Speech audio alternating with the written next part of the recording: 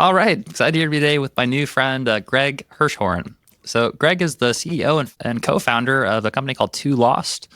They're a fast growing music distribution and publishing company that helps independent artists and labels to expand their reach and generate more revenue.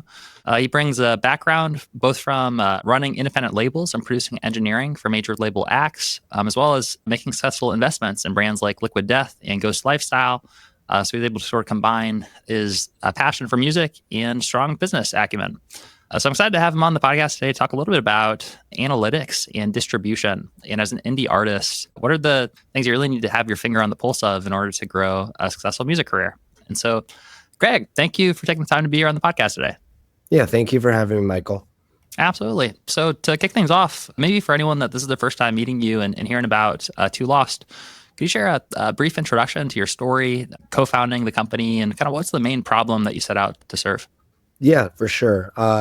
Like you mentioned, Two Lost is a fast-growing music distribution aggregation software solution. What we like to say is we build software-enabled solutions to help artists and music catalog owners grow, manage, and monetize their business better. So plenty of different software-enabled solutions, distribution, deliver being one of them, but we also pride ourselves in building out great solutions in the reporting and sales data analytics realm, as well as other different kind of catalog management tools. We have some awesome different features like green lists and block lists and usage discovery and social consumption metrics and kind of like different managerial assistive software solutions. So a little more than just typical expected delivery functionality from a kind of basic distributor, but still kind of a scalable mid-touch range, software solution. Awesome. Yeah, so for people who might be watching this right now who are familiar with some different distribution platforms like DistroKid or TuneCore, I'd say that Two Lost is definitely from, we kind of approach it with several different tiers and kind of types of clientele. But I'd say for the average user of our platform would be an artist or label that's looking for a more feature-heavy, advanced version of what they're probably used to seeing from like those fundamental minimalist products like TuneCore and DistroKid. Artists that are a little bit more further along in their career, maybe they're full-time career musicians or bands, and they're making comparable salaries to everyday jobs and careers in big cities, and maybe even more kind of like successful range artists. So we have artists in the 10, 20, 30, 40 million monthly listener ranges as well. And they're maybe more, tour heavy. This is a big brand. They have, a couple employees working for them. They're going to find themselves in more of a mid-touch, high-touch label services relationship. So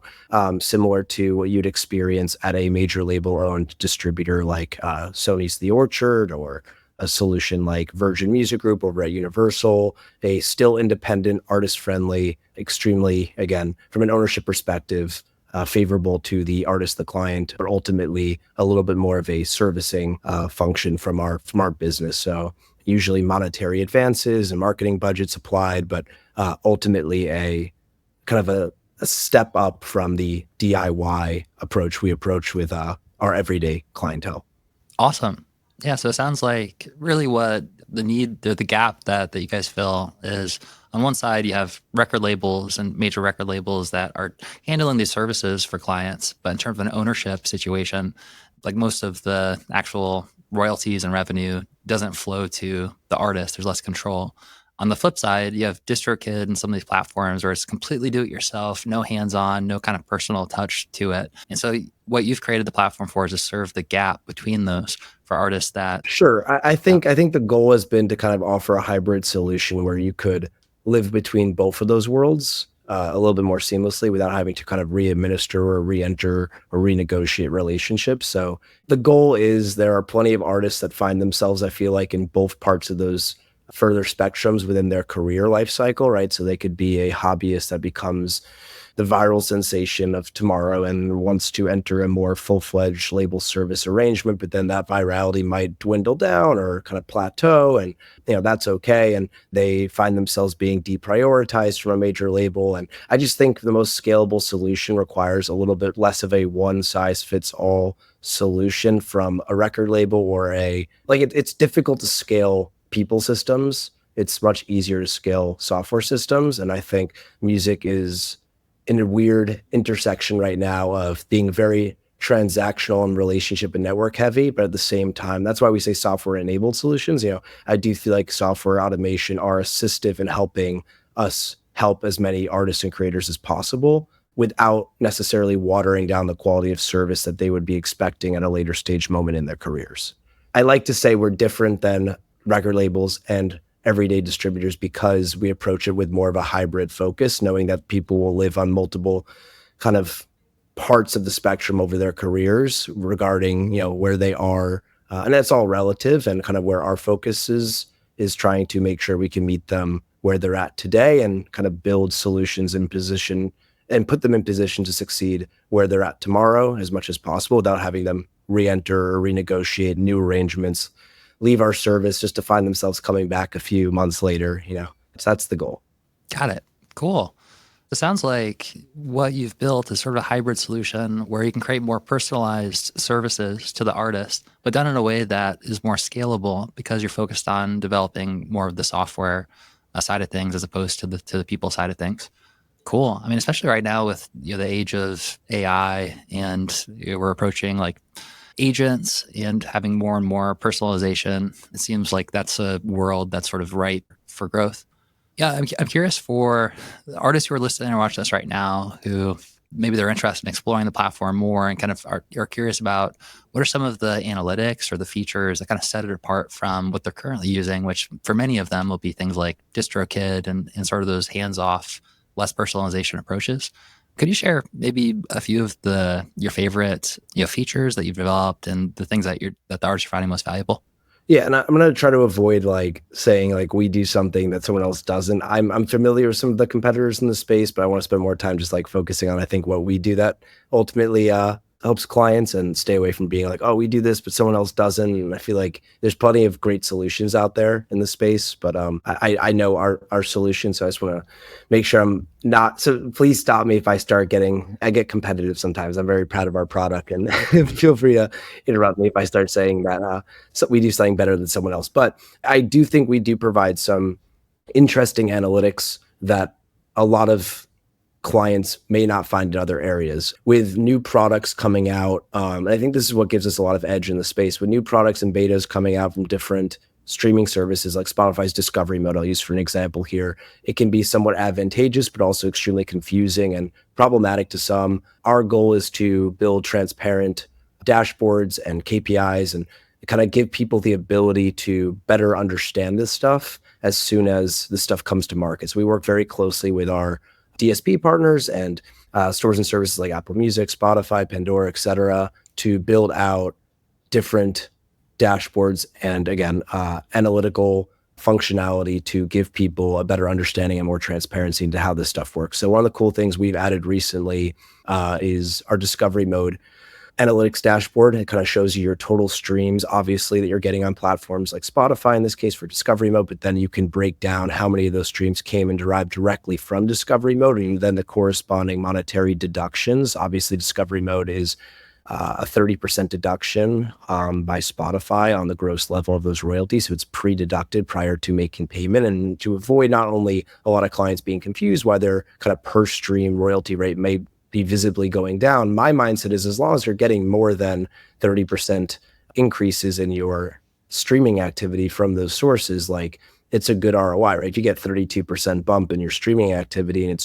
costing you 30%, sure, it's not maybe the best performance, but it's a 2% increase and ultimately can justify that cost. So we show you in real time those total streams as well as those total deductions by track, by country, how many of those streams are premium, how many of them are free. And we do that obviously for all streams, but the fact that you can break it down to the Discovery Mode level, I think we're the first to do that. And I think that's been a really exciting way for people to better navigate opting in certain tracks into those betas versus leaving some out. Hey, Greg, just one question just for folks who I think most people here are probably familiar with Discovery Mode and what it means. Yeah, I can summarize it. Yeah, so Discovery Mode was a new feature, a beta program pushed by Spotify to allow you to better market your music, with hundreds of thousands of songs coming out every week on platforms like Spotify. It can be very difficult to get your music discovered by new listeners. And Spotify also with their agenda of, trying to also retain more revenue is a very aligned mission of like, hey, like we can provide a little bit more gas to the engine algorithmically and show people your music. But to do so, we're going to charge for that marketing service. However, instead of charging up front, we'll just deduct revenues from streams that are ultimately incurred from or garnered from the algorithmic boost. So there's certain sources it targets. To my understanding, it's significantly radio and other kind of algorithmic Spotify sources, not like direct listeners that would already be listening anyway. And they charge a 30% commission for the streams that you do get from those sources during your participation in Discovery Mode. Now, I'm definitely an advocate for artists making more, and it is sometimes concerning when products like this launch because they can feel like a race to the bottom of how much you're supposed to be getting paid per a listen, per a download, and it's definitely conflicting. At the same time, I personally seen tremendous results from people using this from an opportunistic standpoint, finding ways to kind of amplify songs that are already getting solid algorithmic attention. And it could be extremely beneficial when done the right way and not done in kind of like a gambler's mindset, but from like a strategic mindset of, okay, these songs are seeing significant algorithmic boost on TikTok and, maybe some Spotify traction. I'm going to put some gasoline on the fire, try it for a month. If it doesn't work, I'll take it out of the program. No long-term commitment necessary here. But we've seen songs go 100, 200, 300% increases month over month and go from doing 10,000 streams a day to 300 to 400 to 500,000 streams a day. And it's very, very cool to see that stuff happen because that's, I think, an awesome breakout tool. There's very few marketing tools that can drive that much traction in a 30-day time span. So I'm a supporter of Discovery Mode when used thoughtfully. And we built out tools on an analytics and kind of monitoring side of things to allow you to better understand if it's working and is it worth keeping in the program versus, opting it out or trying a different song. So I think those are good examples of kind of like dashboards and analytics capabilities that we provide all of our clientele that are catered specifically to new tools, new resources being added to streaming services that I think a lot of the incumbents in the space, the competitors, and this is one of the comparisons I'll ask, just they aren't necessarily innovating as much anymore. A lot of their founding teams have sold their businesses. They're no longer as involved in updating the service. And fundamentally, distribution at those places works, but it's difficult to get products like what we're pushing into the user's hands when their teams aren't necessarily built for growth. They're built for retention of clientele and kind of to hold and maintain their market dominance or presence. And it's very fun for us to be disruptive in a way where we can add these types of resources to our clientele that really help them make better, smarter decisions with how they market and deploy resources into their music careers. Cool, man. Yeah, so it sounds like because of the foundation of the company, you're able to explore more and be more creative and to test out these new features and have dashboards that some of the more traditional models are slower moving. They're maybe more bureaucratic, and so that's an exciting thing for you to be able to be on the forefront of. Cool.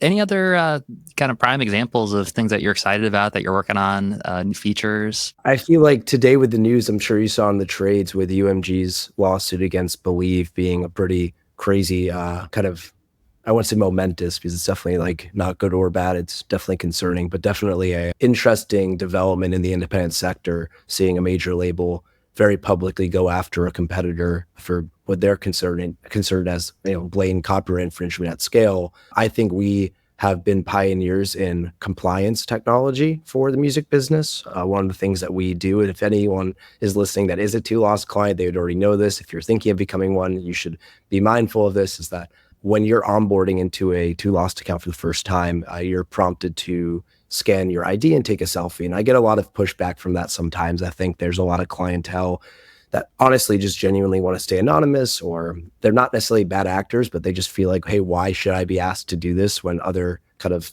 players in the space don't ask me to do this? And that's totally fair question. And I've mentally, internally with my team have kind of like discounted.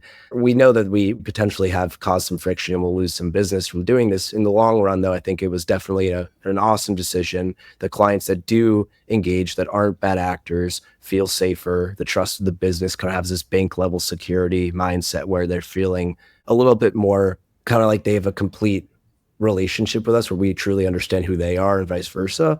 It takes 6 seconds. And don't get me wrong, it feels at time it could be excessive. When we see stuff like this happening with Believe in UMG, I'm sure TuneCore and the Believe team wish they had every single client's IDs for the bad actors because And all for the this as good. well, maybe just for anyone that hasn't seen the news, maybe you Sure. could share what happened. Yeah, as of a couple hours ago, Universal Music Group just filed a $500 million lawsuit in SDNY in the Southern District Courts of New York against Believe, the French conglomerate that French, I believe, right? Yeah, but that owns and controls TuneCore and a bunch of other independent catalogs. An amazing independent business that Universal is claiming. I'm not a party to this, so I don't have necessarily a bias or an opinion, but is claiming that they have blatantly infringed upon some of their superstar acts and their works, millions of works they claim, and are seeking damages. And Wow. it's very crazy because I've been a big advocate for kind of KYC technology, which is like know your client, know your customer technology. Banks use it when you go to open a bank account. They ask for an ID. It's not because they're trying to, arrest you. This is so it's just genuinely because they want to make sure they understand who they're working with, which I think is totally fair and makes sense. If you're going to be rendering payments to clients, you should know who you're rendering payments to. I think distributors have known that this would cause some headaches and friction with some clientele. I think there genuinely also is an awareness that there's some bad actors out there, and you can kind of like put your hands up and say, we're just the platform. We're just going to identify ourselves, let artists do what they got to do. But in the long run, it's really not a good look for the entire music business to be rampantly kind of incubating potential fraud. And I think there's a cleaner, more compliant space when you have these regulatory or kind of at times restrictive boundaries. And I think the 6-second ID process we added was an awesome way for us to solve that headache. I think a lot of distributors are going to start to adopt things like this. I've been saying that for years. I got the guys over at Symphonic Distribution, a huge music distribution company based here in the US, to adopt this. I've seen companies like TikTok with their own in-house distribution service add KYC technology, so for Sound On. And I think it's going to happen more and more, especially after this lawsuit, and see how this pans out. But what I'm getting at is I think we've been doing this long enough now where we have built out really solid ways for people to monitor their own impact, because there's a lot of artists that might not realize this, but them just being added accidentally to the wrong playlist could ultimately drive fraudulent streams, them sampling a work that they don't have the permission to sample, even if they think, hey, I'm not that big of an artist. Like, it could become a big song, and it could be a big headache, and they think, oh, I'll solve this later. But you have most leverage in the earlier conversations with this stuff. So I think we do a good job of adding some, and I'll give you some examples. We have an audio recognition software where you can put your song or upload your song to, will detect if there's any samples being used. We have artificial stream analytics. So anytime your music is being artificially consumed by bots, whether intentional or unintentional, it will show you the percentage of streams coming from known bot accounts and the source of those streams, so you can better address them. We add these types of things in to the platform on a regular basis across various DSP partners, Deezer, Spotify, Ngami, TikTok. So all this information is available to our clients and also our staff. And I think that level of transparency, but also cooperation with the DSPs, has allowed us to grow at scale without the concern of rampant fraud, but also gives our clients transparency how to better manage. Because good clients, good artists, good musicians, they don't want to worry about these headaches. They don't want to deal with the disaster of their music being taken offline because they paid for a promotional service that was really just a bot farm, and that screwed them over. So I think this transparency has helped them better address things with our team and with DSPs directly when they see stuff happening like this. But I think what you see with the Believe situation and with UMG is just when it gets out of control, how problematic and expensive it could really get. Wow. So it sounds like the issue is that because of the low threshold for entry with some of these platforms, it enables the ability for bad actors to come on and sometimes get paid money that is fraudulent. And I don't think it's just bad actors. I think that's a lot of it, but I think it's also just like people that maybe don't understand copyright law. And like, I mean, you should understand the laws of the industry you're in, but if you're just a hobbyist musician, you want to upload some music to Spotify, and there's no real like quality control or compliance technology in place with a company like TuneCore in this scenario to prevent you from uploading that stuff, like, sure, it's technically your fault, but it's also kind of theirs, right? Because they should be able to validate and confirm if you're able to upload this stuff or not. Like, it shouldn't be on you to understand the copyright laws of the United States of America and other nations, right? So it's like, again, we have to be mindful that, like, obviously career musicians and their experienced teams and the smart people around them might be able to prevent this stuff from happening if they're good actors. There's plenty of people that are just novices. They're trying to get started. There's nothing wrong with that. But like, platforms need to do a better job. Companies like Two Lost need to do a better job of making sure that those people don't find themselves in really problematic situations later on due to just our ease of upload, right? Like, it's still kind of like harboring fraud, right? So I think we do a good job with it, and it could come off to artists that don't really understand it as restricted. But when we see headlines like what we saw this morning, like, I do think with the Believe in UMG thing, I do think in the long run, people will start to realize that I think we are early adopters to a system that's going to be necessary in the coming years. Super interesting. So it sounds like in the short term, you're willing to put up a bit of friction in the onboarding process because you know that it's creating a platform that's more safe and that's more reliable so that it's less open to things like fraud. And it does seem like right now with the rise of artificial intelligence, and it's easier and easier to create deceptive content or bots or deep fakes, that verification and sort of the ability to, like you're saying, know your customer is going to become more and more important. So that's cool that that's something that you've kind of focused on in the beginning. I'll just also add that, like, I think there's always been a path for dispute. Like, if I feel like I wrote this song, like, it's in my right to create that claim and that, conversation with the rights holder. The issue is at what scale does it become too tricky? And we want to make sure that, like, stores and services want to work with us, right? If Spotify comes to me and says, hey, like, this is a mess, we don't want any part in this, every good artist, every good label that works with us is going to be impacted by this. We have to remember, we're not just like uploading your stuff into stores and services and just leaving it there. It's an ongoing licensing, hosting arrangement. So if we get penalized by stores and services, a lot of the times that stuff falls onto our larger client base. Like, we are kind of like a custodian, we have a responsibility to make sure that we're compliant and compatible. So it is about safe and trust, but it's really not just about with our artists and our clients, also with our partners at the stores and services. And I feel like that's when, obviously this disputes between Universal and TuneCore and Believe, but like, when it becomes a larger industry concern, what about all those good artists? There are good artists that use TuneCore. When I say good, I don't mean like subjectively good at making music. I mean like artists that are genuinely trying to put out their art into the world and aren't looking to kind of gamify the system and make just a monetary gain, with frivolous content.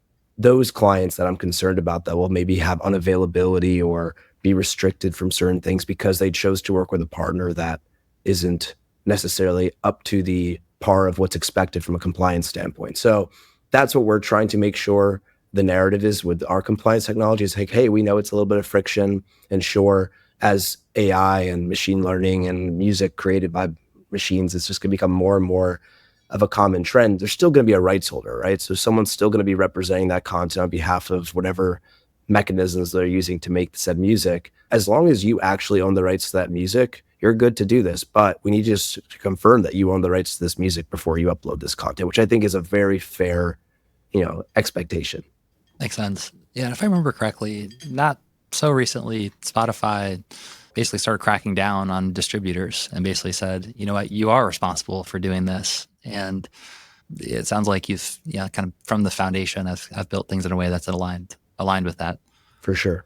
Okay, so I'm curious. Obviously, right now, sort of prediction, it gets more and more challenging as the rate of technological growth gets faster and faster. But kind of based on where things have grown in the past 5-10 years, I'm curious if you're kind of trying to pull out a crystal ball and where you see things headed, for musicians, especially independent musicians who might be watching this right now as it relates to their music, their careers, the distribution. I'm curious if you see any trends right now or predictions about where things are headed. So I'll start from kind of the top down. It's, you look at the major labels and their announcements to shareholders and kind of what they're modeling their deals on a go forward basis. And I say that, obviously most independent artists are, especially the ones that are just starting to build out their careers today, maybe don't need to focus on major label trends, but I do think because they're kind of shaping the listenership of the industry, they're the responsible parties representing the most important kind of artists culturally at the moment. Like, I do think it's important to kind of watch what they're doing. And you see them shifting their attention to distribution style deals. You see their focus of trying to acquire distribution companies. I mean, there's a reason for that. I think they're recognizing the industry trend is whether it's something you like. For me, I don't necessarily love this, but just it kind of is what it is, because that's how listeners are consuming content. Is a content driven industry. It's I'm not saying quality is not a factor anymore, but quantity does matter. I think the attention span of listeners is something that's out of the control of artists and creators, and it's unfortunate because I obviously personally, as a music fan, like love and care about quality music, right? But I also understand that younger generations, as well as just listeners today that maybe aren't like as obsessed about, new music and music theory and whatnot, like, are just general kind of everyday listeners, the traditional kind of radio consumer, they want more and more content. Their attention span is less and less. I mean, apps like TikTok there's been studies now that like our attention span's like equivalent to like that of a tree frog. It's concerning, but I think there's ways to navigate that and understand what listeners want today. I think you see it with the creation of shorter music, more frequent releases. Even if you created an amazing full-fledged album, I think recognizing that it's important to drop a lot of those songs as singles and a cadence that is consistent, similar to what I think like YouTubers have done for a good amount of time, of kind of scheduling out like, hey, every Wednesday I drop this video, every Friday I drop this type of video. I think there's reasons that there's kind of this scheduled kind of cadence, and I think it's because of a little bit more predictability from an attendance standpoint, and giving your audience a little bit more of a systematic kind of feel and approach. And although I still think it's very important to drop from a creative standpoint albums, I think when you look at dropping an album for you and then you look at dropping kind of singles as more of like a career, but it depends on what you want. So to answer your question, I guess a little bit more bluntly, if you're looking to just make music because you love making music, you're an artist that truly just wants, maybe you have a full-time job, you're not looking to make this a career. If it becomes a career, great, but it's not necessarily like your motivation to why you're going to release music. I think the answer is like kind of do whatever you want. I mean, you can drop music that makes you happy, and that's amazing. If you're looking to make your music career a actual career and like, replace or, supplement your job and try to make the most out of that, I do think understanding that, how networks have approached television and how YouTubers approach YouTube is pretty similar to, I think, the shift in what we're seeing with music and how you have to figure out a cadence, unless you're already at the top and you're in that like era of maybe a nostalgic iPod era artist or an artist of caliber of like The Weeknd, where you have this global fan base where you can drop an album once in a blue moon and everyone will be listening. If you're not that, which is the majority of probably people listening and just, everyday artists, I think weekly scheduled cadence is important. Content is important. Variations of your songs are important. I see the most success from clients on our platform that are uploading on a regular cadence. And I think, although, again, it may at times water down quality, I don't think it always does. Depends on the type of music you're making. I do think you need to look at it like a job. Like, I'd rather be scheduling releases every week than, go to a 9 to 5. And I say that as if I'm not at a 9 to 5 office right now. But I think that, like, again, if I was an artist trying to replace my day job with music, I'd still rather drop music weekly than, like, I know it's not ideal, and that's why I'm trying to play devil's advocate here, but I do think it's still better than the alternative. But I think weekly scheduled stuff, and I think utilizing, like, being friends with the platforms. I see a lot of shade being thrown up companies like Spotify and Apple Music, and like, oh, they don't pay enough and this and that. I think people are, kind of shooting the messenger, and I think it's unfortunate because it's like Spotify and these companies maybe didn't necessarily help with the evolution of pricing, but like they definitely aren't the reason people don't pay for music. I think the issue, and people forget about this because time compounds so quickly, consumers aren't buying music the same way they used to, right? And piracy is a big factor of it, not necessarily streaming, but like the devaluation of recorded music has happened long before companies like Spotify came into the mix. I think, if anything, there's more availability of listeners than ever. I think if people look at it like a half glass half full instead of glass half empty type mindset, you have 400 million subscribers on Spotify that are available and their ears are ready to be listening to your music. And if you look at Spotify as a friend, as a partner, as a digital jukebox that's available to host your music and push it in front of the right people, it could be pretty advantageous. You can become pretty successful. We see a lot of artists that probably would have never made it in the CD era or in the early 90s and now are making millions of dollars a year because they've been able to figure out how to get in front of the right people from these platforms, and they can do it all from their bedroom. And I think that's so awesome.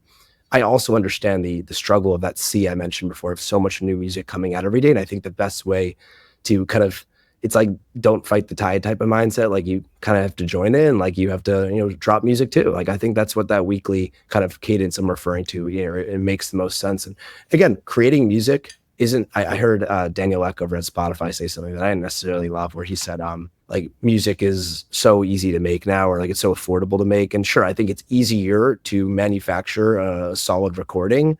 I still think like you can't discount how much creative input is required to, make a good song. But I think if you could figure out what your audience wants, and you can make music in the realm of what they're listening to. And it usually works best if you just try a lot of different things. But let's say you get a song that's getting a little bit more traction than others, make more music like it. Again, you got to think of it kind of like a business if you want it to be your business. Like I think if you want to replace your career with a music career, you can't just, assume it's going to take off magically. And I think, looking at it from like a manufacturer vendor standpoint, giving the people what they want, the client's always right type of mindset does really work in music. And I think your best chances are going to come from, again, weekly uploads, taking advantage of the betas and programs and opportunities from these DSPs, looking at them at like friends, not necessarily enemies. Figuring out how to ways to create value outside of, I guess, streaming platforms also matters. But again, I see a lot of companies and people preach that like you can't make money off streaming. I'm very much so not with that notion. Like, again, we pay out over $50 million a year to artists and labels at Two Lost. And these are all independent companies and plenty of individuals making more than, doctors who've been in their careers for 20 years. Like these are, some of them are 16, 17-year-old people. Like I don't like the narrative that you can't make money off streaming. You absolutely can. I do agree that it's extremely competitive. And there also are ways, I know companies like Even, for example, are a great kind of direct to fan, solution to sell music directly, and Cameo and Patreon. There's other vehicles to kind of create additional value from your fan base. But I think we shouldn't discount that streaming is still a great way to create a consistent, reoccurring revenue stream that's always going to be supplemented and buffered up if you consistently release new music. Because catalog always decays. Your music won't be as relevant as it was day one. I think they could have moments of spikes and moments of virality, but I think just consistently dropping more and more music and treating it like a content economy is the best way to approach the music biz right now.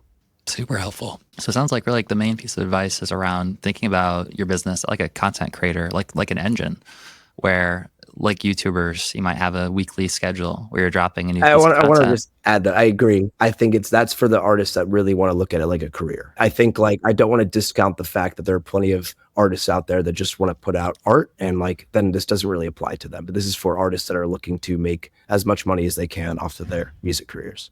Absolutely. Yep, totally makes sense. And so really like the main model that you see emerging is around, the music being a weekly drop, or having a content engine where it is sort of like a manufacturing, like, a company. I mean, that certainly rings true with, I know some of our top clients in our community, like First to 11, they have over 520 million views on their YouTube channel. And when Ryan was down for one of our recent events, he was kind of just taking me through his engine and like how they create that content.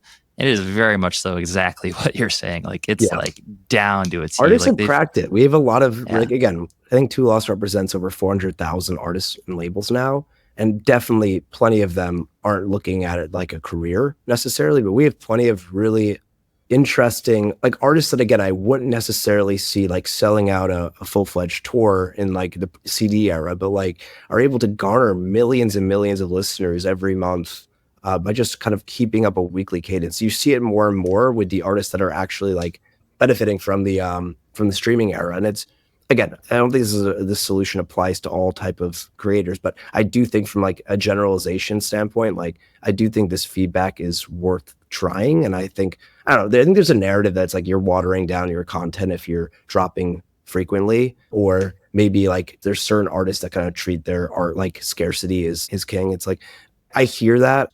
I think you're going to have a much tougher time breaking through the noise if you're dropping one song and just hoping it hits the right people, right? Like I'm not doubting that could work for some. I just think the majority of artists and creators are going to benefit from a volume of content approach. And that's why our system and our business is built on volume-centric distribution, unlimited uploads, unlimited profiles. Like the goal is to allow and empower our users to release as much music as they want, whenever they want. And I think that is worth utilizing in your toolkit, because I do think we see, again, I can watch the data from 400,000 artists and the millions of dollars they're making across the calendar year, I could see who's doing well and who's not. And I can confidently say the people that are dropping consistently and treating it like you said, like an engine, are the ones doing the best. Awesome.